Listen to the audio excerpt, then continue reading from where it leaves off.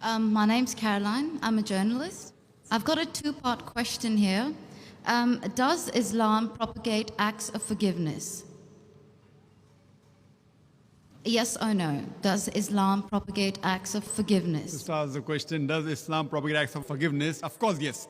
And every chapter, every surah of the glorious Quran begins with the formula, Bismillah ar-Rahman ar-Rahim. In the name of Allah, most gracious, most merciful. So why does it... Yes, sister. Second part of the question. And the second part of the question is, why does it permit, why does Islam permit honor killings? Honor killing? Yes. What do you mean by honor killing, sister? Honor killing, the right to avenge your brother's blood in the name of Allah. It might be out of context, but I just need to know if there's an answer to this. If I get you mean honor killing means if someone kills any human being to take revenge? Yes. That's what you mean? Yes, because I've read a few books, and a lot of the times people have said that they are allowed to kill their brother or to kill somebody else because their brother has been killed by another human being. This was also a good question, that if Islam propagates act of forgiveness, why does it permit honor killing? Yes. Why does it permit? That's a very good question. Sister, if you analyze this mention in the Quran, in Surah Baqarah, chapter number 2, verse number 178, the had penalty, the punishment of death, on the basis of qisas.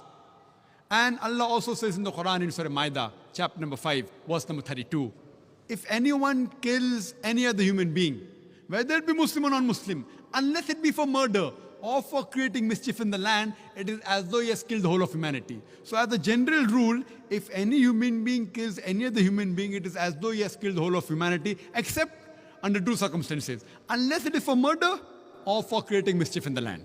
Now, there are two exceptions where Islam gives permission where you can kill any other human being. Number one is, if that person has committed murder, which comes in your scope of question, honor killing. Number two is if he is creating fasad, corruption in this land. Again, this is not compulsory. If someone kills someone, it's not compulsory he has to be killed. Islam also says that if the relatives of the person who has been killed, if they take blood money, if they forgive the killer, that person who has killed can be forgiven. But under normal circumstances, if he's killed someone and if I want death on that, because for death, again the punishment is death. Like as it's mentioned earlier in the early scriptures, even in the Bible, an eye for an eye and a tooth for a tooth, it keeps on continuing. Here what we realize, that suppose I know of a human being who's killing other people, innocent human being. If I don't kill him, he will keep on killing other human beings.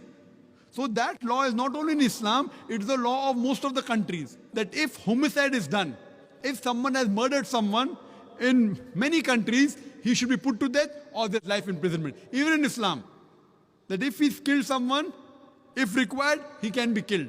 But the relatives of the person even can forgive the person, if they want. If they want, they can forgive the murderer. But if they want that he should be put to death, then he'll be put to death.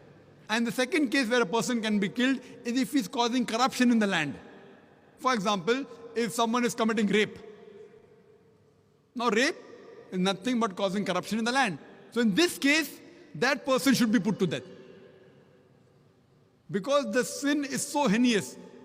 It is such a big crime that there is no other punishment but death penalty. And I have asked this to many non-Muslims, that God forbid, if someone rapes your mother, and if you are made the judge, and if the rapist is brought in front of you, what punishment will you give him? And 100% of the non-Muslim, they told me that we will put him to death. Some went to the extreme of saying we will torture him to death. So why these double standards? You know, in America, which happens to be one of the most advanced countries in the world, according to the FBI statistics, in 1990, every day on average, 1,756 cases of rape took place. According to 1996 statistics, US Department of Justice, every day 2,713 cases of rape took place. 1990, 1,756. 1996, 2,713. Maybe the Americans got more bold. That means every 32 seconds, one rape is taking place in America. We are here in this auditorium for the past about 3 hours. Already more than 300 rapes may have taken place in America. So Islam has a system of hijab, which I mentioned in my talk. That when a man looks at a woman, he should lower the gaze. The woman should follow the Islamic hijab, which I mentioned earlier. After that, if any man commits rape, he gets capital punishment. Even the American law says that 7 years rigorous imprisonment for a rapist, but most of the time he's let free.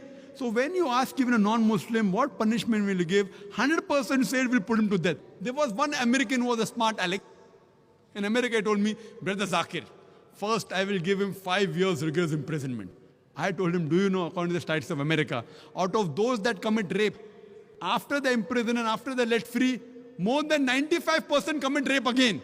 So if you want your daughter and your mother to be raped again, you're most welcome. I don't want that. So he said, if that's the case, in the first time itself, put him to death. So in such cases, where there's corruption of land like rape, etc., Islam gives permission, death penalty can even be given for that case. Hope that answers the question, sister.